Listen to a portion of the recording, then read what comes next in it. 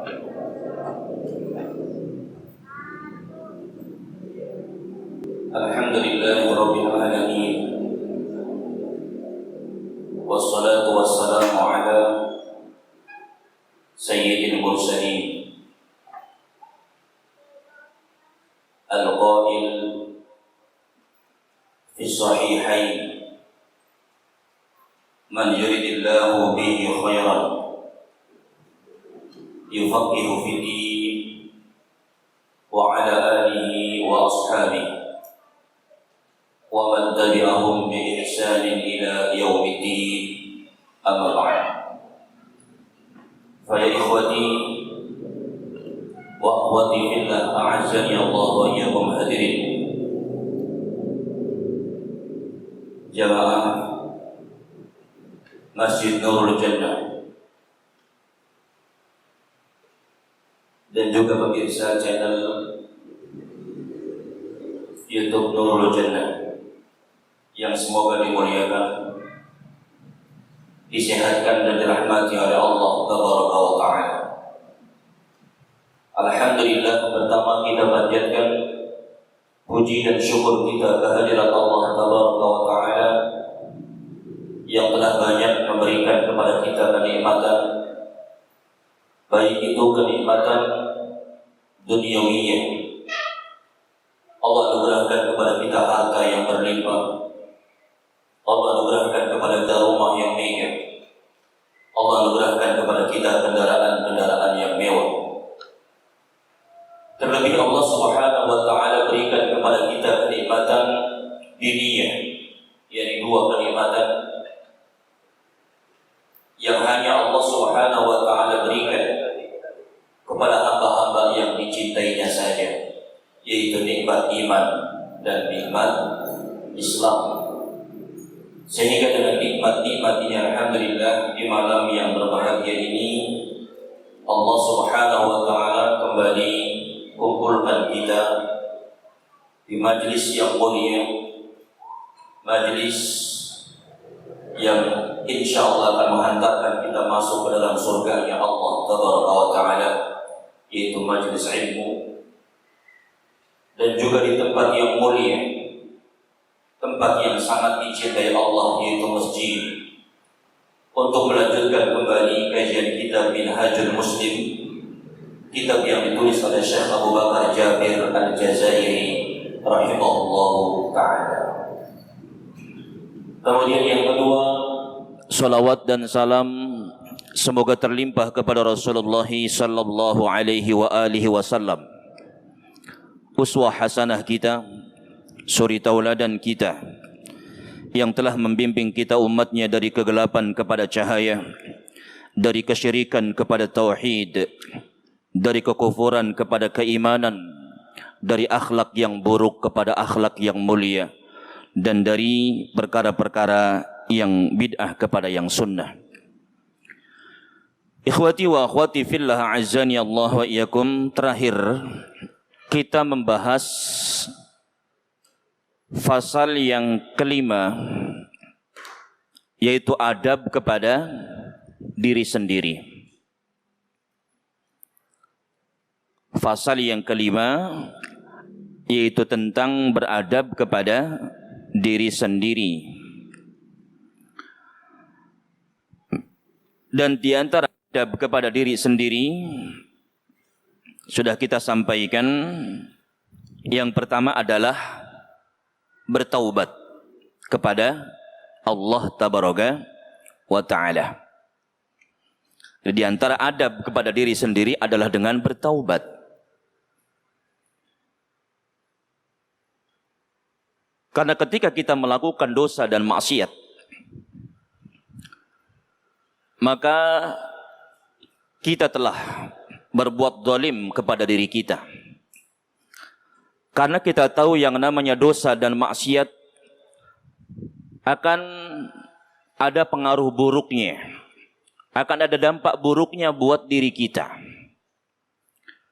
Bukan hanya diri kita saja yang mendapatkan akibatnya, namun juga keluarga kita, bahkan tetangga kita, termasuk juga negara yang kita tempati saat ini. Maka orang yang beradab kepada dirinya, yang pertama adalah dengan bertaubat kepada Allah Tabaraka wa Ta'ala.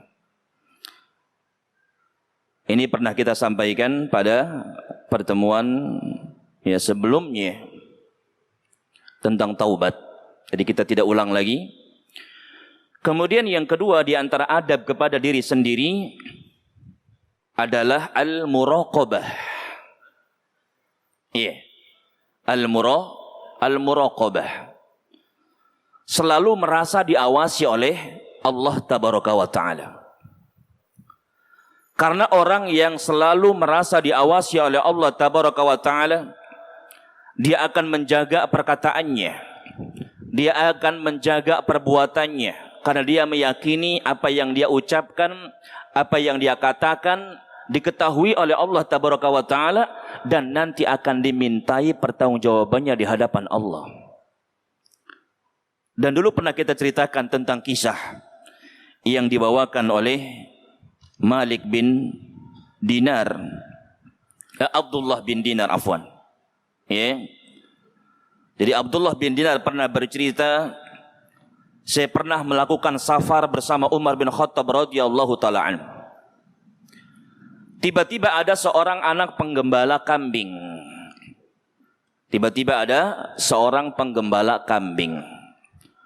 Maka kemudian Umar ingin menguji anak tersebut.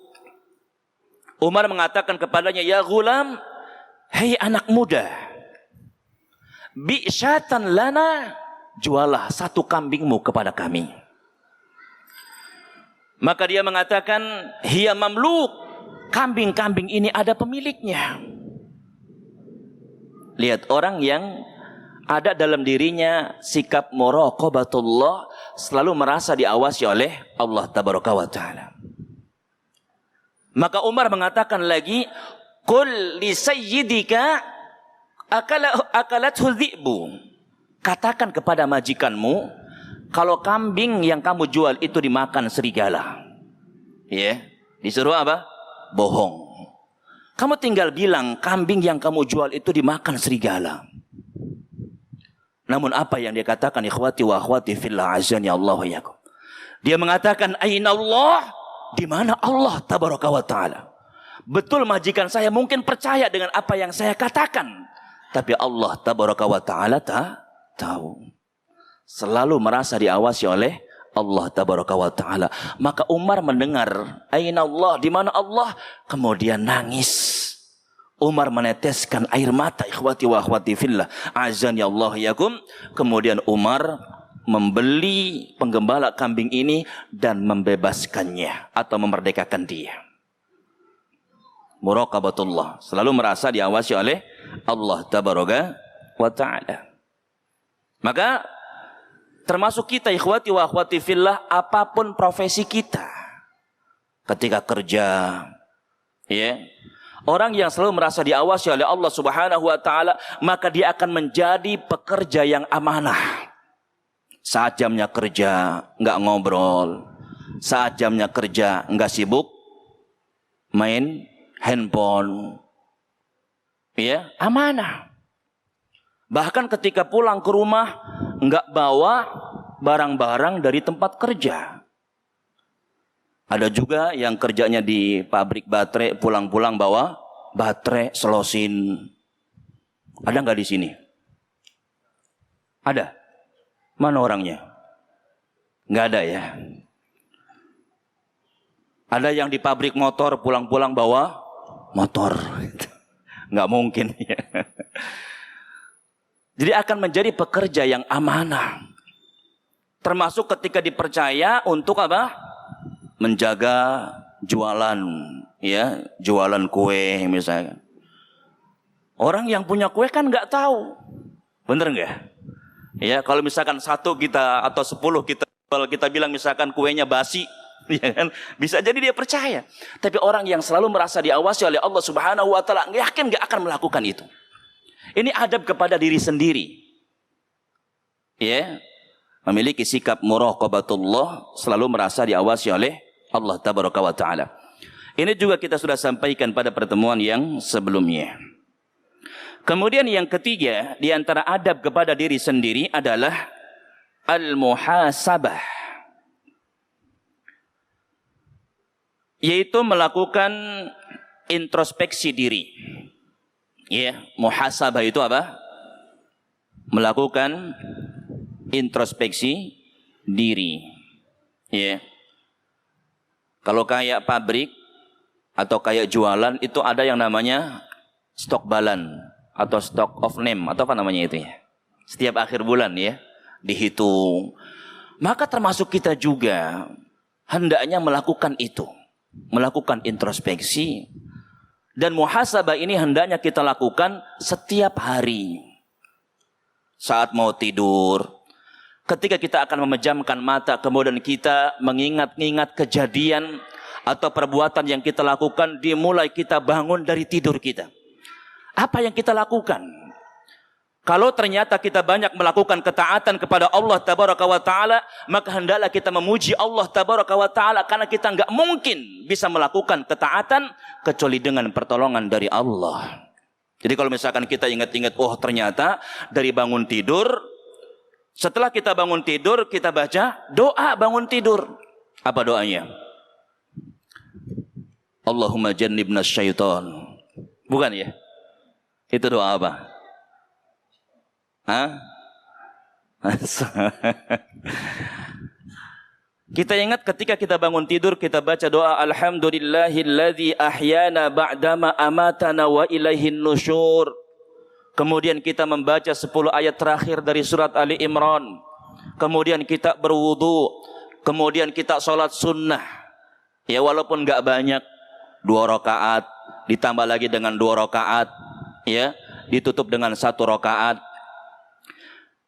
Kemudian dilanjutkan dengan apa?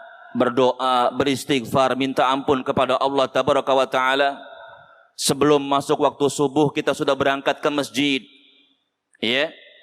Berada di masjid sebelum masuknya waktu sholat. Ketika masuk waktu sholat kemudian kita azan. Ya.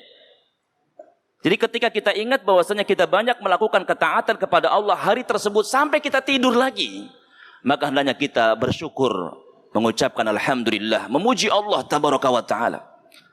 Karena kita tidak bisa melakukan ketaatan kepada Allah kecuali dengan pertolongan dari Allah Subhanahu wa Ta'ala. Namun kalau ternyata kita mendapati dari amalan kita hari ini misalkan, ya, ada di antaranya melakukan kemaksiatan kepada Allah. Pagi-pagi berangkat kerja, kemudian ketika di depan Medlan, ya, di depan Medlan Cibitung ada, ya, macet, dalam kondisi macet, ada akhwat pakai baju cuma setengah, ya kan? Diliatin terus, bener nggak kayak gitu nggak? Suka begitu nggak? Nggak pernah? Hah? Kalau ada akhwat yang pakai baju setengah diliatin nggak? Atau kalau ada yang beli kue, yang beli pakai baju cuma setengah, gitu, suka diliatin nggak? Enggak. Pak berapa? 2.000. Begitu nggak? Atau terkadang dilama-lamain? Ayo, jujur, yang mana? Jadi ketika kita melakukan maksiat, ada kemaksiatan yang kita lakukan pada hari tersebut, maka segera kita bertaubat kepada Allah Tabaraka wa Ta'ala. Karena ingat ikhwati wa akhwati fillah azani Allah wa iyyakum. Ketika kita melakukan dosa kepada Allah Tabaraka wa Ta'ala, kemudian kita bertaubat, beristighfar kepada Allah Tabaraka wa Ta'ala, sukilat qalbuhu, maka hati kita akan bersih lagi. Ketika kita apa? Rajin bertaubat kepada Allah Tabaraka wa Ta'ala. Ikhwati wa akhwati fillah azani Allah wa iyyakum, di antara dalil yang memerintahkan kita untuk muhasabah, yang pertama disebutkan dalam surat Al-Hasyr ayat 18. Allah Subhanahu wa Ta'ala berfirman, "Ya ayyuhalladzina amanu taqullah." Wahai orang-orang yang beriman, kata Allah Tabaraka wa Ta'ala, ittaqullah, bertakwalah kalian kepada Allah Tabaraka wa Ta'ala, wal ta'dhur nafsum ma qaddamat lighad, dan hendaklah setiap jiwa memperhatikan apa yang telah diperbuatnya untuk hari esok. Apa yang sudah kita lakukan ikhwati wa akhwati fillah azani Allah yakum untuk hari nanti. Untuk hari di mana tidak ada lagi hari setelah hari tersebut. Apa yang sudah kita berbuat untuk nanti di di yaumil qiyamah. Jadi Allah Subhanahu wa taala perintahkan kepada kita untuk memperhatikan apa yang sudah kita lakukan ya untuk hari esok. Wattaqullah, dan bertakwalah kalian kepada Allah tabaraka wa taala. Innallaha khabirum bima ta'malun. Sesungguhnya Allah Subhanahu wa taala Maha mengetahui apa yang kalian perbuat. Ya, jadi kita diperintahkan untuk apa? Untuk memperhatikan apa yang sudah kita perbuat untuk hari esok. Ya. Apa yang sudah kita lakukan ikhwati wa akhwati fillah? Apa kita banyak melakukan ketaatan kepada Allah tabaraka wa taala atau sebaliknya kita malah banyak melakukan kemaksiatan kepada Allah? Kemudian yang berikutnya dalam surat An-Nur ayat 31. Allah Subhanahu wa taala berfirman, "Wa tubu ilallahi jami'an ayyuhal mu'minun la'allakum tuflihun." Dan bertaubatlah kalian kepada Allah jami'an, semuanya. Disuruh kita bertaubat kepada Allah tabaraka wa taala. Ayyuhal mu'minun, wahai orang-orang yang beriman, la'allakum tuflihun, agar kalian menjadi orang-orang yang beruntung. Ya, disuruh kita bertaubat kepada Allah. Karena kita tahu ikhwati wa akhwati fillah azani Allah yakum, tidak ada seorang pun di antara kita yang tidak memiliki dosa. Benar enggak? Enggak ada seorang pun, hatta seorang ustadz. Bahkan bisa jadi ustadz dosanya lebih banyak daripada jamaahnya. Karena memang biasanya orang semakin tinggi tingkat keimanannya, maka semakin tinggi ujiannya dari Allah Subhanahu wa taala. Jadi bisa jadi seorang ustadz mungkin lebih banyak dosanya daripada jamaahnya. Ya. Makanya kalau misalkan ada orang yang berdiri di hadapan jamaah sekalian, bukan berarti orang tersebut lebih mulia daripada jamaah, enggak. Bisa jadi di antara jamaah ada yang lebih mulia daripada orang yang berada di hadapan jamaah sekalian. Semua kita ikhwati wa akhwati fillah azani Allah yakum pasti melakukan dosa. Apalagi Rasul mengatakan kullu bani adam khata'un, kullu itu lil jami', untuk semua kita. Semua bani Adam khata'un, sering melakukan dosa dan kesalahan. Jadi khata' itu artinya apa? Sering melakukan dosa, sering melakukan kesalahan. Semua kita. Bahkan ada di antara kita terkadang mengulang dosa yang pernah kita lakukan. Ya, jadi dosanya sama. Contoh misalkan apa? Ngutang nggak bayar. Diulang terus seperti itu. Atau juga mungkin bohong sama istri, ya. Ada di sini yang suka bohong sama istri. Ada enggak? Enggak ada. Ada atau enggak ada? Ada. Mana orangnya? Iya. Ada orang yang kemudian dia minta maaf sama istrinya. Enggak berapa lama kemudian dia bohong lagi sama istrinya. Ya, ada orang yang sering mengulang-ulang apa? Mengulang-ulang dosanya. Itu mana khata'un, sering melakukan dosa dan kesalahan. Ini manusia semua kita. Namun Nabi mengatakan wa khairu khata'ina tawwabun, sebaik-baik orang yang melakukan dosa, sebaik-baik orang yang melakukan kesalahan adalah orang yang tawwab. Apa makna tawwab? Sering bertaubat kepada Allah tabaraka wa taala. Ketika dia melakukan dosa dan maksiat, dia bertaubat kepada Allah karena dia yakin bahwasanya Allah mengampuni semua dosa. Dia enggak pernah putus dari rahmat Allah tabaraka wa taala. Dia yakin sebesar apapun dosa yang dia lakukan, ketika dia bertaubat kepada Allah dengan taubatan nasuha, taubatnya akan diampuni oleh Allah Subhanahu wa taala. Dan bukankah Allah Subhanahu juga mengatakan, ketika kita melakukan dosa, kemudian kita datang kepada Allah tabaraka wa taala, kita mengakui dosa-dosa kita dan kita mengatakan kepada Allah, Allahumma ghfirli dzunubi, ya Allah, ampuni dosa-dosaku. Maka Allah mengatakan, aku ampuni dosa-dosanya.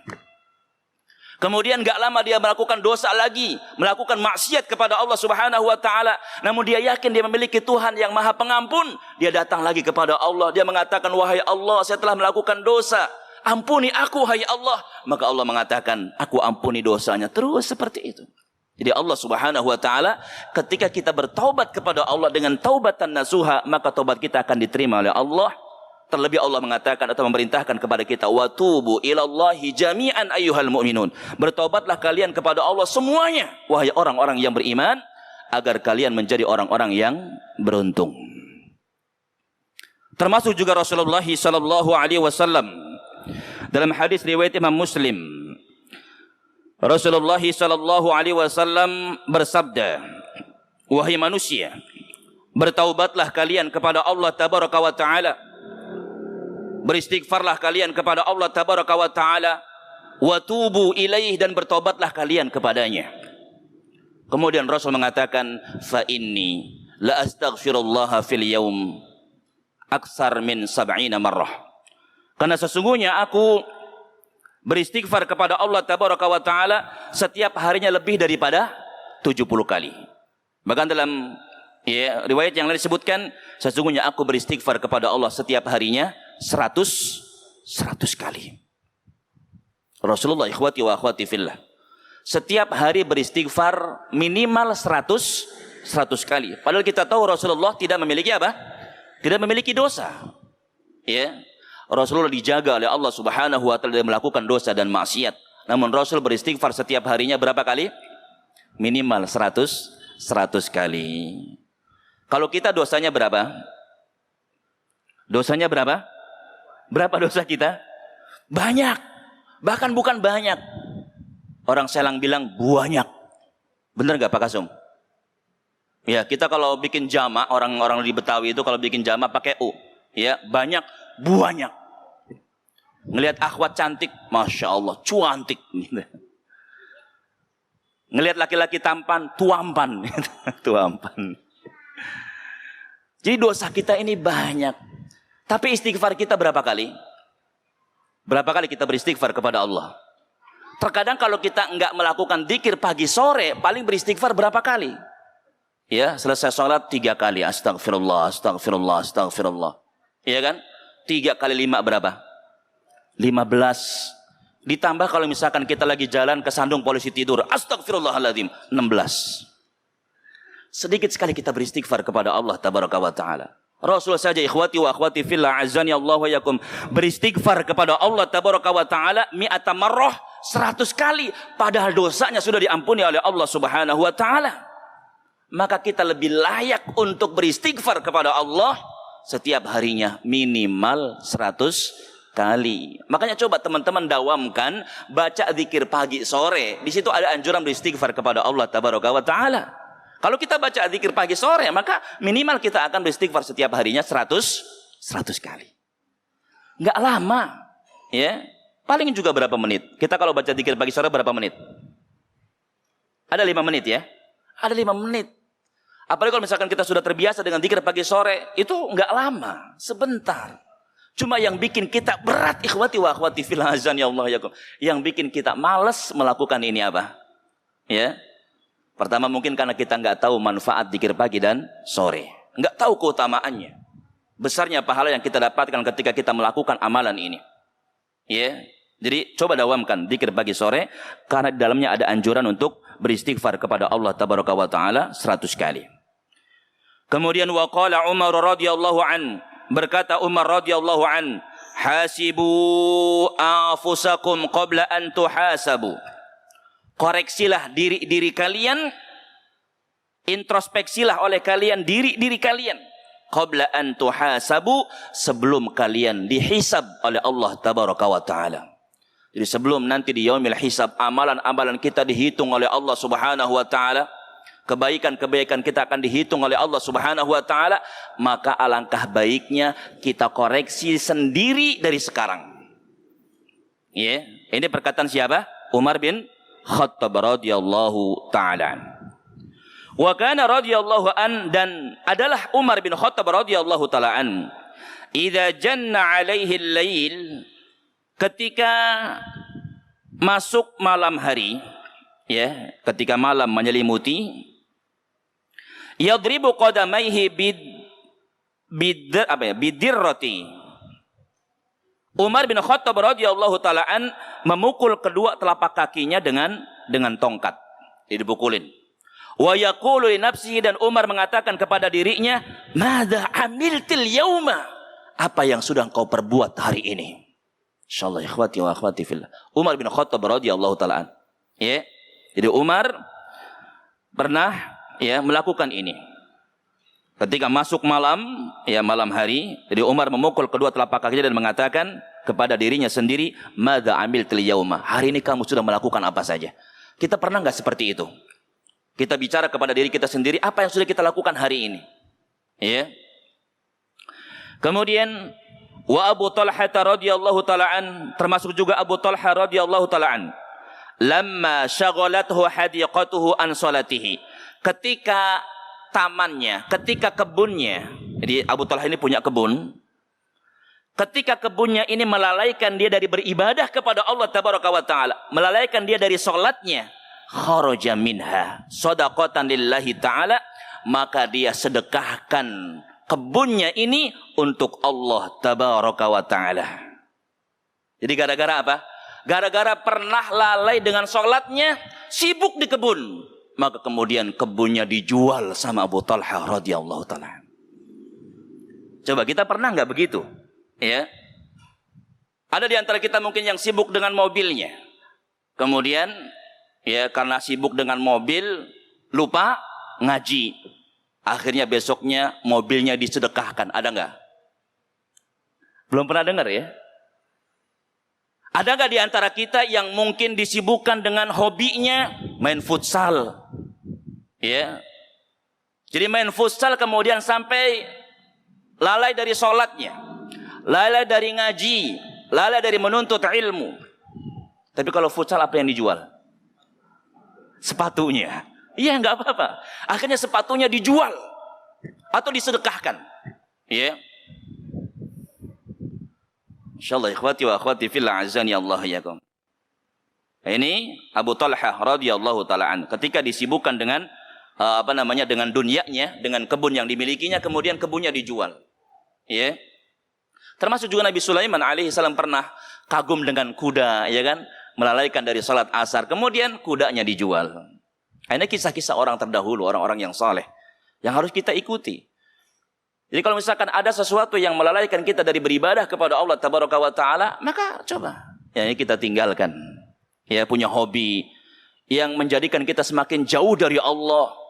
Dulu kita rajin ngaji, ketika kita punya hobi ini, kemudian kita nggak pernah datang ke pengajian, maka tinggalkan hobi tersebut. Ya, ada orang misalkan punya hobi goes, ya. Harusnya pagi-pagi hari Ahad, ya hari Ahad pagi ngaji, dia goes misalnya. Itu setiap Ahad rutin. Kalau misalkan sekali-sekali boleh, ya goes misalkan kayak kemarin, ya goes ke mana? Danau Samba, nggak apa-apa sekali-kali. Apalagi goes juga diisi dengan pengajian lagi, masya Allah, ya. Ini orang yang senang ngaji. Jadi nggak lalai kepada Allah tabaraka wa taala, nggak lalai beribadah kepada Allah tabaraka wa taala. Ini nggak masalah. Termasuk orang-orang yang punya harta banyak, dengan hartanya dia nggak lupa sama Allah, ini nggak apa-apa. Ketika dikasih kaya sama Allah, kemudian dia infakkan hartanya di jalan Allah tabaraka wa taala, dia sedekahkan untuk pembangunan masjid, dia sedekahkan untuk pembangunan ma'had, untuk rumah Quran, dia belikan hartanya mushaf, kemudian disedekahkan di rumah-rumah tahfidz, maka ini tidak masalah. Yang jadi masalah adalah ketika Allah berikan kepada kita harta yang banyak, kemudian kita lalai beribadah kepada Allah tabaraka wa taala. Ikhwati wa akhwati fillah, a'azzani Allah wa iyyakum. Kemudian kita lanjutkan. Wa hukiya 'anil Ahnaf bin Qais. Termasuk juga diceritakan dari Ahnaf bin Qais, annahu kana yaju ilal misbah. Ahnaf bin Qais pernah ya mendekati al-misbah, lampu. Ya, mendekati apa? Lampu. Fayadau usbu'ahu fihi hatta yuhissa bin nar. Kemudian Ahnaf bin Qais ini ya meletakkan jari-jarinya pada api. Jadi kalau misalkan ini api, kemudian diletakkan jari-jarinya di api, dibakar. Ya. Hatta yuhissa bin nar, kemudian sampai dia merasakan panas. Sampai dia merasakan panas. Summa yaqulu li nafsi, kemudian dia berkata kepada dirinya sendiri, ya Hunayf, wahai Hunayf, ma hamalaka ala ma sana'ta yauma kadza, ma hamalaka ala ma sana'ta yauma kadza, apa yang mendorongmu melakukan hal itu pada hari itu, kata Ahnaf. Ya, contoh misalkan kemungkinan Ahnaf ini pernah melakukan dosa, ya. Kemudian dia bakar jarinya didekatkan jari-jarinya dekat api. Ketika dia merasakan panas, dia mengatakan kepada, kenapa kamu sampai melakukan itu? Maksudnya ingat, ini neraka nih, seperti ini. Ya, ini api dunia, panasnya seperti ini. Neraka itu panasnya 70 kali lipatnya. Diingatkan dengan apa? Nerakanya Allah tabaraka wa ta'ala. Ya, ini tentang siapa? Ahnaf bin Qais. Ya. Makanya ikhwati wa akhwati fillah, ada kisah yang menarik di Timur Tengah. Ini hampir mirip dengan apa yang dilakukan oleh Ahnaf bin Qais. Ya. Jadi ketika ada para mahasiswi melakukan apa? Study tour ya biasanya. Jadi masuk hutan, cari pepohonan yang bisa digunakan untuk observasi ya. Bener nggak? Ini bahasanya ketinggian nggak? Ya, pokoknya cari pohon-pohonan untuk dijadikan, ya, Abu Nufail, apa namanya itu? Penelitian. Nah, gitulah penelitian. Karena orang Cekedokan bahasanya lebih ini, ya, lebih intelek gitu. Ya. Jadi ada seorang wanita, dia terpisah dari rombongannya karena mencari pepohonan ini, ya. Dia terpisah dari rombongannya. Kemudian sadar-sadar, ya, dia sudah terpisah jauh dari rombongannya. Jadi nyasar, ya, masuk dalam hutan sendirian. Sampai larut malam dia nggak bisa keluar dari hutan itu. Kemudian dia berjalan dan menemukan sebuah gubuk. Maka dia beranikan diri untuk apa? Untuk mendekati gubuk tersebut dan mengetuk pintu. Dan ternyata di dalam gubuk tersebut ada seorang anak muda. Ya, ada seorang anak muda. Dia mengucapkan salam, dijawab salamnya, dan anak muda ini kaget karena ternyata yang mengetuk pintu rumahnya adalah seorang wanita yang cantik jelita. Insyaallah ikhwati wa akhwati fillah azani Allah ya. Yang kita tahu bahwasanya kalau ada dua makhluk, ya, laki-laki dan perempuan, apalagi di tengah hutan, ya Masya Allah, maka biasanya apa yang terjadi? Ya, itu pasti ke sana, ya, pasti melakukan perzinahan dan lain sebagainya. Namun karena anak muda ini bertakwa kepada Allah tabaraka wa taala, maka kemudian si wanita itu dipersilahkan masuk, ya, disuruhnya istirahat, ya, dan anak muda ini mempersilahkan si wanita ini untuk apa? Tidur di tempat tidurnya, dan dia tidur di bawah. Kemudian si wanita tersebut, sekalipun dia berada di kasur yang empuk lah ya, tetap dia nggak bisa tidur. Kenapa? Karena berdua-duaan dengan seorang laki-laki yang tidak dikenalnya. Dia nggak tahu ini laki-laki gimana sifatnya. Maka si wanita ini nggak bisa tidur. Jadi dia cuma pura-pura tidur, pura-pura memejamkan mata, tapi nggak sampai apa? Nggak sampai tidur, nggak sampai pules. Karena dia takut, jangan-jangan nanti, ya kan? Si laki-laki ini kemudian melakukan tindakan yang tidak diinginkan. Dan ternyata si wanita ini, ketika dia melihat si laki-laki, ya, si laki-laki tersebut sedang apa? Laki-laki ini menyalakan lilin, kemudian dia membakar jari-jarinya. Sama mirip dengan kisah ini. Dia bakar jari-jari, ya. Habis itu kemudian berhenti. Nggak lama lagi dilihatnya laki-laki itu membakar jari yang kedua. Terus seperti itu. Semalaman 10 jarinya dibakar coba. Ya. Akhirnya kemudian sampai di pagi hari. Jadi setelah pagi kemudian ya si laki-laki ini mengantar kawan itu tersebut pulang. Selesai jamaah sekalian, sudah selesai. Jadi si laki-laki ini udah kembali lagi ke gubuknya. Dan ternyata apa yang terjadi ikhwati wa akhwati fillah azani Allah yakum. Enggak lama kemudian gubuk anak muda ini didatangi sama bapaknya si perempuan yang tidur di rumahnya. Si bapak ini kagum dengan kesolehan si laki-laki tersebut. Karena dia tidak melakukan tindakan-tindakan yang tidak diinginkan atau tindakan-tindakan tercela. Setelah itu ikhwati wa akhwati fillah azani Allah, ya, si orang tua perempuan tersebut nanya, "Fulan, putri saya cerita bahwasanya pada malam itu kamu membakar jari-jarimu. Ya, dibakar 1, 2, 3 sampai 10 jarimu dibakar. Kenapa? Maka anak muda itu mengatakan, wahai Tuan, ketahuilah, ketika saya berdua-duaan dalam satu kamar bersama putri Anda, maka ada dalam hati keinginan untuk apa? Untuk apa? Ya, untuk melakukan tindakan tercela kepada putri Anda. Setiap kali ada keinginan tersebut, maka saya bakar tangan saya. Saya bakar telunjuk saya dan saya mengatakan, wahai fulan, ingat itu dosa, jangan kamu lakukan. Karena kamu nanti akan dimasukkan ke dalam neraka yang panasnya lebih panas daripada api ini. Kemudian ketika nggak ada keinginan untuk melakukan itu, berhenti lagi. Ada keinginan lagi, saya bakar lagi terus. Sampai 10 jari ini dibakar, kata dia. Akhirnya si bapak ini tertarik dengan kesolehan anak muda tersebut. Maka dia nikahkan putrinya dengan anak muda ini. Ikhwati wa akhwati fillah. Masya Allah ya. Ini tentang apa? Kisah yang hampir mirip dengan yang dilakukan oleh Ahnaf bin Qais, yaitu membakar apa? Membakar jari-jarinya. Maka coba ketika kita akan ada niatan untuk melakukan dosa, maka coba dekatkan tangan kita ke api. Ketika kita merasakan panas, ingat ini panas api dunia, ya jika dibandingkan dengan panas api neraka 1:70, ini nggak ada apa-apanya. Coba seperti itu, ikhwati wa akhwati fillah. Jadi agar kita tidak jadi melakukan kemaksiatan tersebut. Wallahu taala alam. Kemudian wahukiya anna ahadas salihin kana ghaziyan.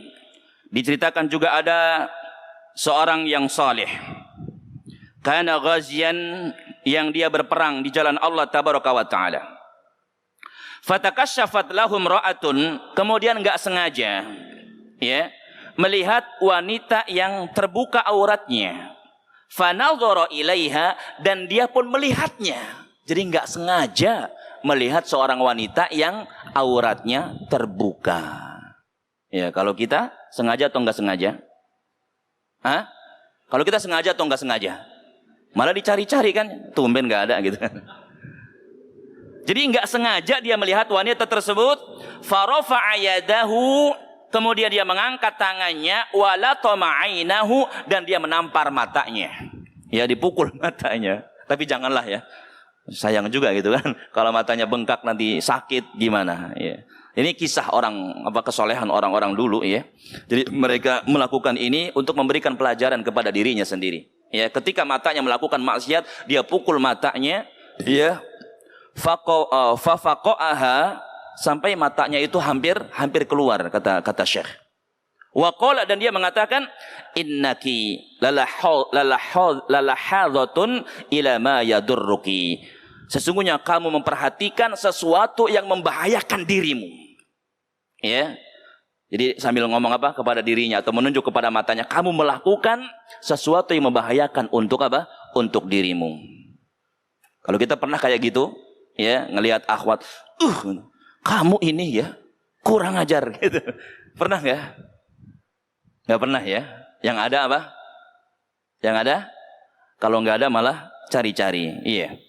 Kayak sekarang misalkan di Medland udah nggak ada ngumpul-ngumpul, masya Allah gitu kan? Wah, ini nggak kayak dulu kan rame gitu kan, banyak akhwat segala macam. Gitu. Kadang dicari-cari. Iya, masya Allah.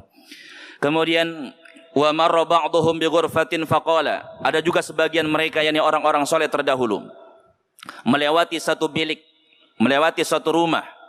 Kemudian faqala, maka dia pun berkata, jadi hatinya berkata, mata buniyat hadhil ghurfah, ini rumah kapan dibangunnya ya? Jadi ketika ngelihat ada bangunan ya, maka dia bertanya kepada dirinya sendiri, ini rumah kapan bangunnya, kok tiba-tiba ada? Padahal dulu waktu lewat sini belum ada bangunan ini. Ya. Cuma gara-gara itu ikhwati wa akhwati fillah azani Allah yakum, summa aqbala ala nafsi, kemudian dia menghadap kepada dirinya sendiri, faqala, dan dia berkata, tas'alinani amma la ya'niki, kamu bertanya tentang sesuatu yang tidak memberikan manfaat untuk dirimu. Masya Allah. Cuma gara-gara itu. Kita sering gak kayak gitu? Kita misalkan pergi ke Greenwich, kita misalkan pergi ke Cibubur, atau ke tempat-tempat yang lainnya, yang tadinya mungkin kosong, gak ada bangunan, atau dulunya sawah, sekarang sudah banyak bangunannya. Maka kemudian kita terkadang berkata kepada diri kita sendiri, dulu gak kayak gini nih. Ya, Masya Allah, ini tanah, dulu ini sawah ini. Sawah ini dulunya punya orang ini. Ya, atau punya kita dulunya gitu. Iya kan? Ini kan perkara-perkara yang enggak ada manfaatnya. Lalu Rasul mengatakan min husni islamil mar'i tarkuhu ma la ya'nihi. Sebaik-baik keislaman seseorang adalah meninggalkan sesuatu yang tidak bermanfaat untuk dirinya. Ya, yang jelas orang itu mengatakan, yakni yang tadi kita sebutkan, ketika dia mengatakan kepada dirinya, ya, bahwasanya kamu telah menanyakan sesuatu yang tidak bermanfaat untuk dirimu, ya. Kemudian dia mengatakan kepada dirinya, la uaqibannaki bisaumi sanatin. Sungguh aku akan menghukummu dengan melakukan puasa selama 1 tahun. Jadi dihukum, ya. Karena telah melakukan ini, dia menghukum dirinya puasa selama 1 tahun. Ya, kemungkinan puasanya juga karena enggak ada kan puasa sunnah itu berturut-turut setiap hari, kemungkinan puasa Daud lah gitu. Yang jelas 1 tahun. Dihukum dengan melakukan puasa selama 1 tahun. Fasomaha, kemudian dia pun berpuasa selama 1 tahun. Jadi memberikan apa? Memberikan hukuman karena telah melakukan dosa. Kemudian juga waruya anna ahada salihin, diriwayatkan ada seorang salih, kana yantaliqu ila ramdha, yang dia yantaliqu ila ramdha, pergi ke gurun yang panas, ya. Fa yatamarraghu fiha, kemudian dia berguling-guling, ya, di gurun yang panas tersebut. Wa yaqulu li nafsi, dan dia mengatakan kepada dirinya, "Dzuki, rasakan olehmu. Wa naru jahannama asyaddu harra." Sesungguhnya neraka jahanam lebih panas daripada ini. Ya. Ajifatun bil laili battalatan bin nahar, bangkai di malam hari, pengangguran di siang hari. Maksudnya apa? Enggak melakukan ibadah, enggak melakukan ketaatan kepada Allah. Jadi ada seorang yang saleh, ketika dia lalai beribadah kepada Allah tabaraka wa taala, dia menghukum dirinya pergi ke tempat yang sangat panas, ke gurun yang sangat panas, dia guling-gulingan di gurun tersebut. Dia mengatakan bahwasanya, rasakan olehmu, sesungguhnya neraka jahanam lebih panas daripada ini. Iya. Yeah. Kemudian wa inna ahadahum, dan sesungguhnya salah seorang di antara mereka, rafa'a yauman ra'sahu ila sadhin, pernah ketika berjalan dia melemparkan pandangannya ke atas atap. Fara'a imra'atan, kemudian dia enggak sengaja melihat seorang wanita. Ya, enggak sengaja dia melihat seorang wanita. Fanadhara ilaiha, dia melihatnya.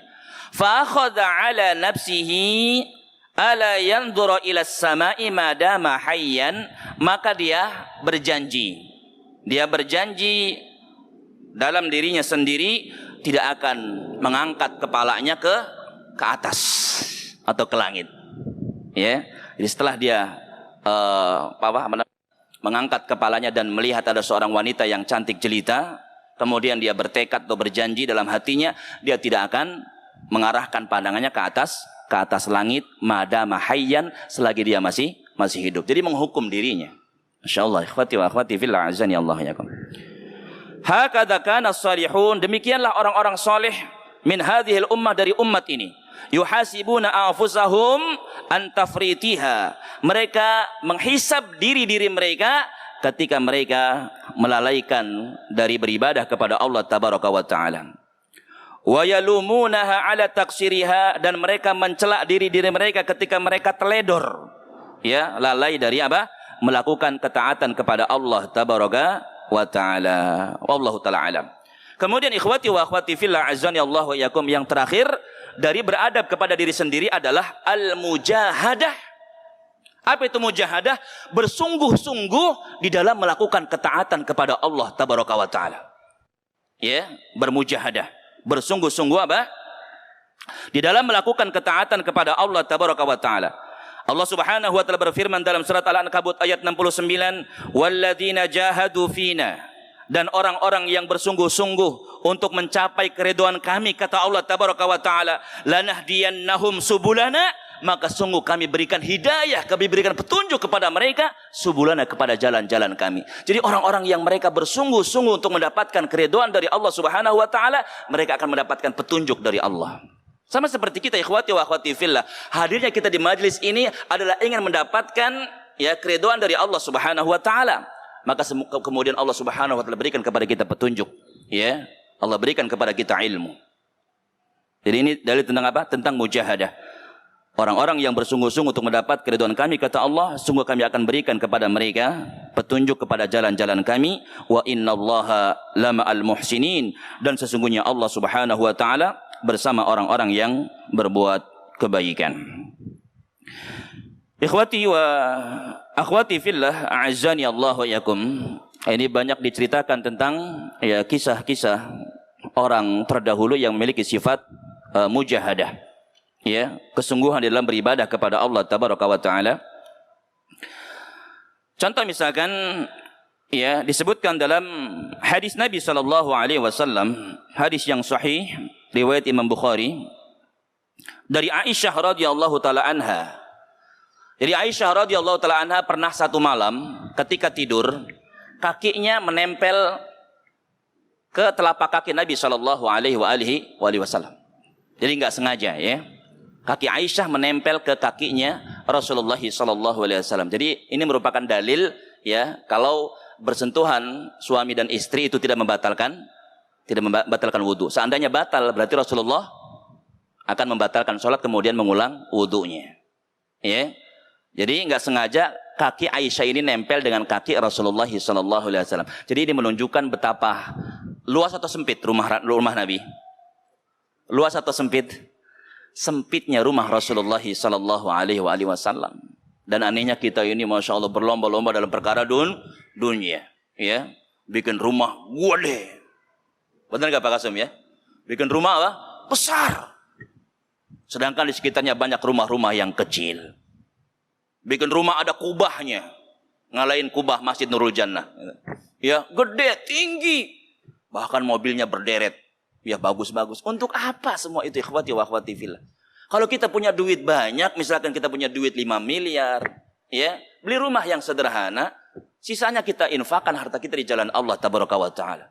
Ya, belikan kamera buat teman-teman kita yang di CSC, ya, di KRU. Ya butuh kamera kan ya? Butuh apa lagi tuh? Biasanya buat apa? Buat bikin video. Ini kan sedekah jariyah. Kalau kita punya duit banyak, infakkan untuk Masjid Nurul Jannah, katanya mau bikin menara. Ya, biar kelihatan. Iya. Jadi ada menaranya nanti. Ya, nanti menaranya bercahaya. Itu Masya Allah. Infakkan untuk pembangunan Mahat Pesona Al-Quran. Ya. Ini sedekah jariyah. Jadi untuk apa kalau misalkan kita bangun rumah yang gede, ya, sedangkan ketika diminta untuk sedekah kita pelit. Untuk apa? Ikhwati wa akhwati fillah, azani Allah wa yakum.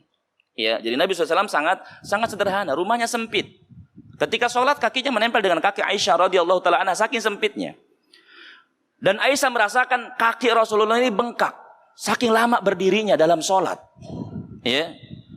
Selesai sholat kemudian Aisyah bertanya kepada Nabi SAW, ya Rasulullah, lima sona'ta hadza? Kenapa engkau melakukan ini wahai Rasulullah SAW?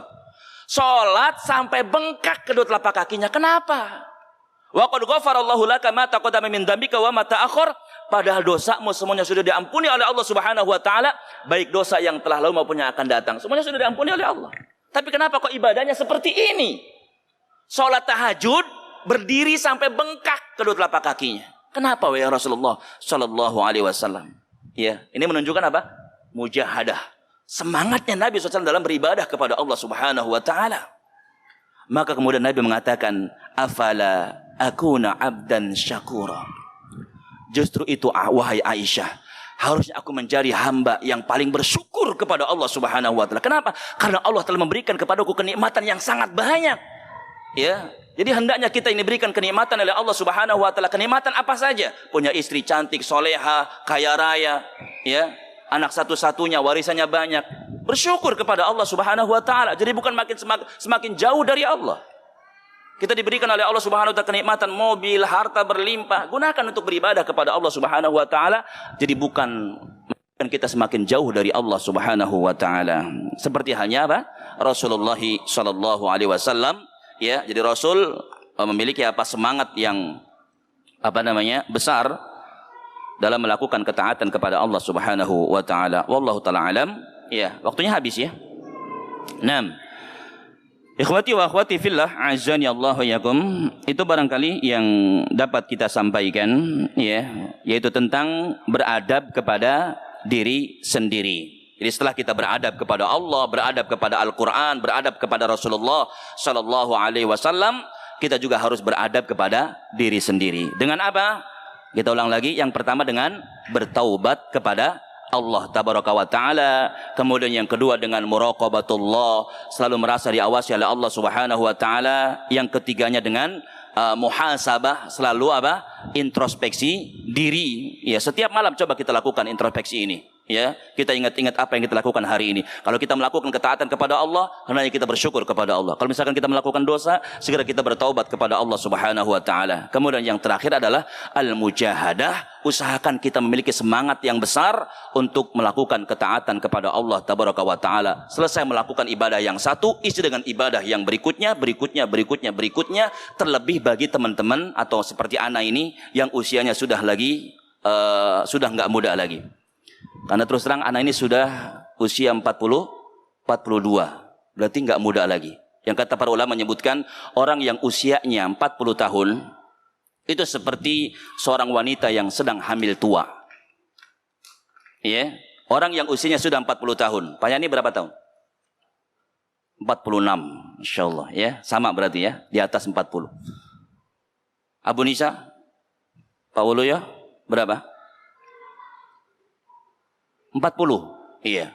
Orang yang usianya 40 tahun itu seperti ibu-ibu yang sedang hamil tua. Tinggal apa? Tinggal tunggu lahiran.